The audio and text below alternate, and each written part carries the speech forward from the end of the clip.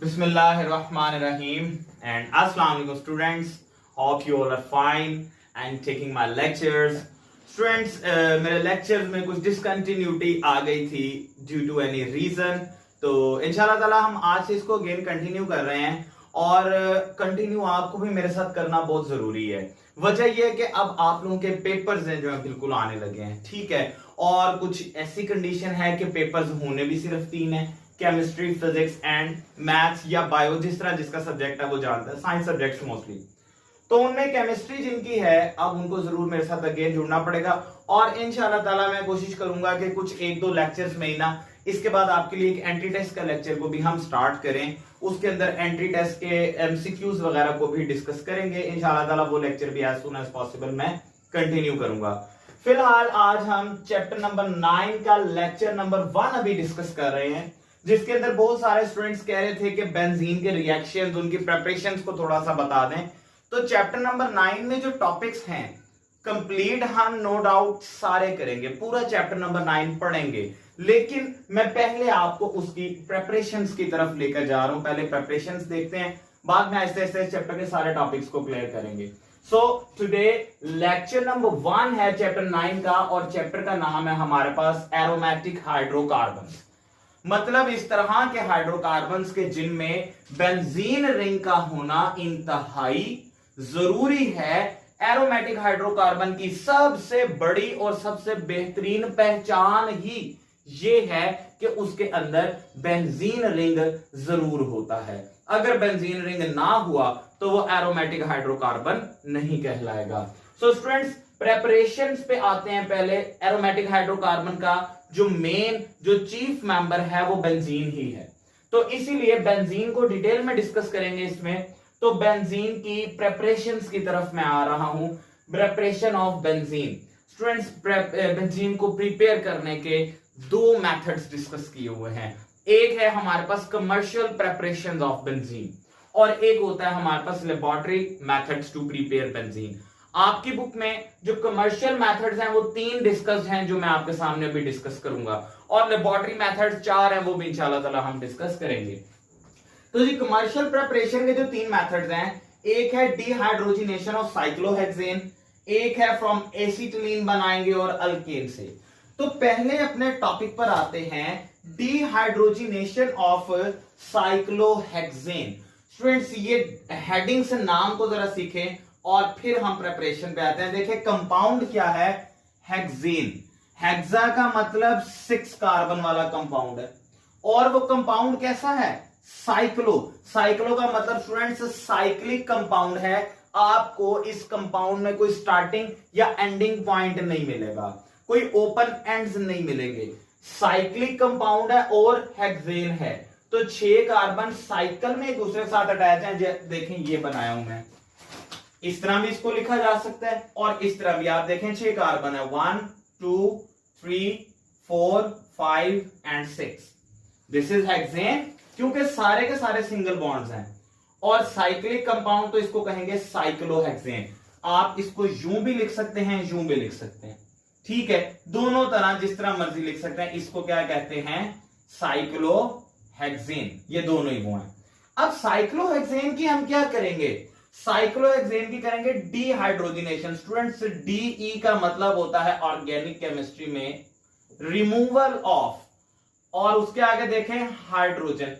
So dehydrogenation of cyclohexane के cyclohexane एक ये कंपाउंड है जिसके अंदर से हाइड्रोजन को रिमूव करेंगे तो बेंजीन बनता है। अब सिर्फ इतनी सी बात यहां देखिए कि जो साइक्लोहेक्सेन है इसका फॉर्मूला है C6H12। You can count 1 2 3 4 6 carbon, और हर कार्बन से अगर 2 हाइड्रोजन होंगे तो 12 हाइड्रोजन हो जाएंगे। साइक्लोहेक्सेन है, इसमें से क्या करेंगे, अब हम टोटल 6 हाइड्रोजन को रिमूव कर देंगे, क्योंकि हमें पता है कि बेंजीन का फॉर्मूला होता है C6H6। तो 6 हाइड्रोजन इजाफी हैं। स्टूडेंट्स हर कार्बन पे से भी अगर एक एक आप हाइड्रोजन रिमूव कर दें तो अल्टीमेटली ये C6H6 जो कि बेंजीन है वो बन जाता है। तो ये सिंपली साइक्लोहेक्सेन की क्या की हमने, डिहाइड्रोजिनेशन की किस तरह से, यहां पर प्लाटिनम को इस्तेमाल किया जा सकता है, कैटलिस्ट पलाडियम को इस्तेमाल किया जा सकता है, और टेम्परेचर कंडीशन क्या है जी, 250 डिग्री सेल्सियस। स्टूडेंट्स ये था पहला method to prepare benzene from cyclohexane. How? By the dehydrogenation of that reactant which is cyclohexane. Okay, तो C6H12 से C6H6 बन जाता है। टोटल 6 हाइड्रोजन निकले इसमें से, तो वो 6 हाइड्रोजन आपके पास 3 हाइड्रोजन गैस के मॉलिक्यूल बन के सेपरेट आउट हो जाते हैं। ठीक है, उसके बाद देखें अब आगे हम बात करते हैं फ्रॉम एसिटिलीन।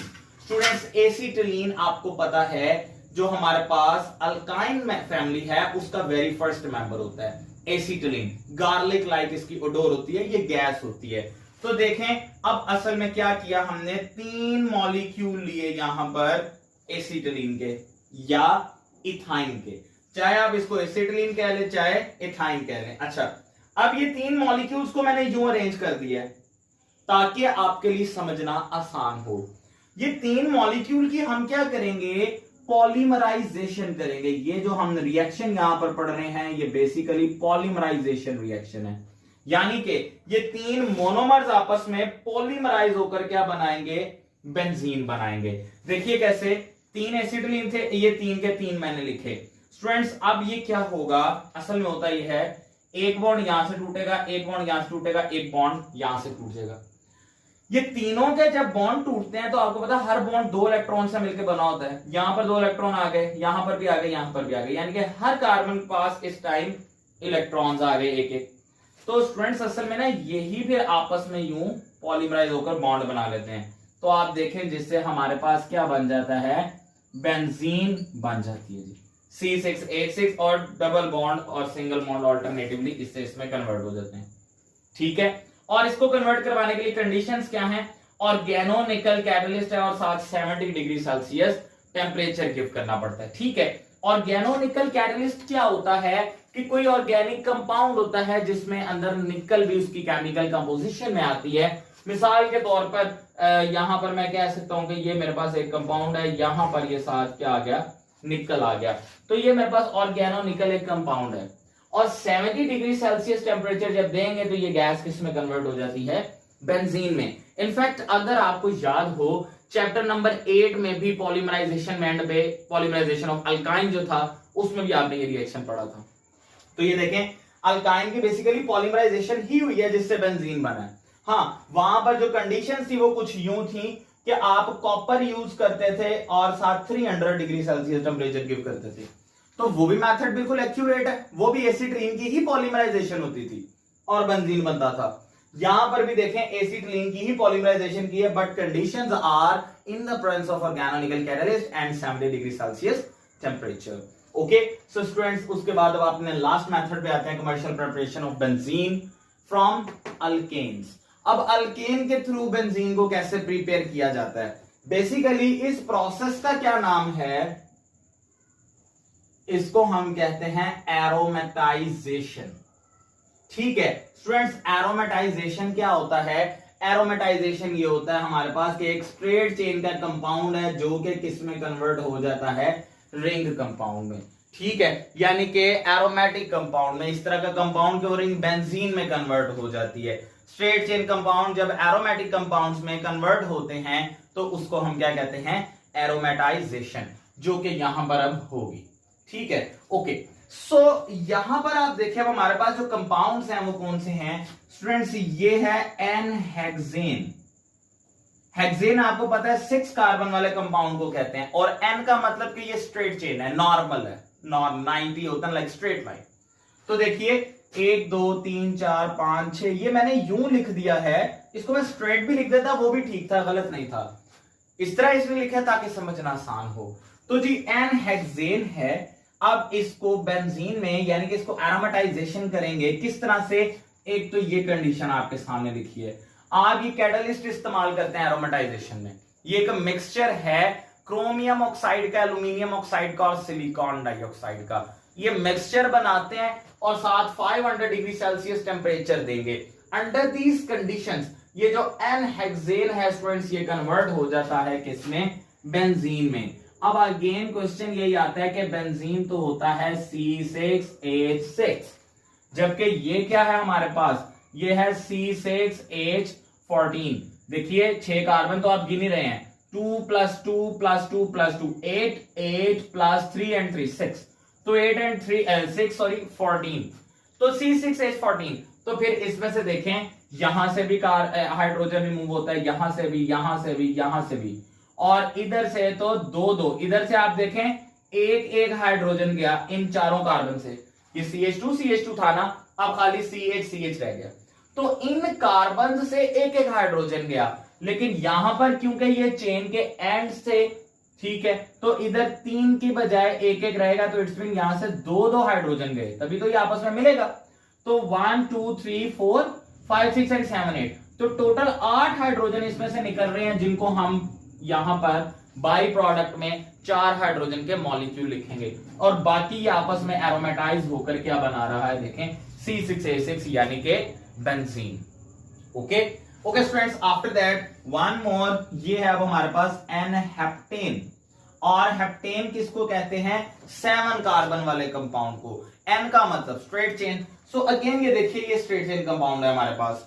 ओके, तो बिल्कुल ऊपर जो आपने प्रोसेस पढ़ा है, ये देखिए यहां से ये दोनों हाइड्रोजन निकले, सॉरी ये एक हाइड्रोजन इधर से गया, एक हाइड्रोजन इधर से गया, एक इधर से गया, एक इधर से, एक इधर से, और 2 इधर से अगेन, तो देखिए 1 2 3 4 5 6 7 और 8 ही इसमें भी निकलेंगे, यहां से ये दोनों निकल जाएंगे अल्टीमेटली, ठीक है, क्योंकि यहां पर डबल बॉन्ड बनना होता है, कार्बन टोटल 4 बॉन्ड मैक्सिमम बना सकता है ना, तो अगर यहां मैं डबल बॉन्ड कर दूं और इस तरह से, तो आप देखें 1 2 3 4 कार्बन पूरे होते हैं, इसलिए यहां से भी 2 ही हाइड्रोजन निकलेंगे, एक नहीं, तो अब गिने 1 2 3 4 5 6 7 8, तो ये भी 8 हाइड्रोजन, तो 4 वाटर के हाइड्रोजन के मॉलिक्यूल सेपरेट हो गए, बाकी ये बॉन्ड उसी तरह ऊपर अटैच रहेगा, और यहां से फिर हमारे पास क्या बन जाता है, टॉलुइन बन जाता है, ठीक है।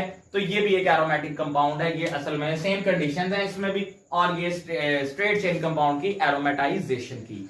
तो ये 3 मेथड्स थे जिसके अंदर हमने बेंजीन को प्रिपेयर करना सीखा, these were the commercial preparations of benzene, ठीक है स्टूडेंट्स। इसकी लेबोरेटरी प्रिपरेशन इंशाल्लाह हम अपने नेक्स्ट लेक्चर में डिस्कस करेंगे, और अब कोशिश कीजिएगा कि डेली बेसिस पे काम करें। हम इंशाल्लाह ताला आगे नेक्स्ट में अगेन बताता चलूं, एंटी टेस्ट के एमसीक्यूज को भी मैं जल्द ही डिस्कस करूंगा, तो वो कोशिश कीजिएगा कि वो लेक्चर आप जरूर लें, ठीक है। बाकी इसमें कोई क्वेश्चन तो स्टूडेंट्स पूछिएगा। Thank you so much, take care, अल्लाह हाफिज।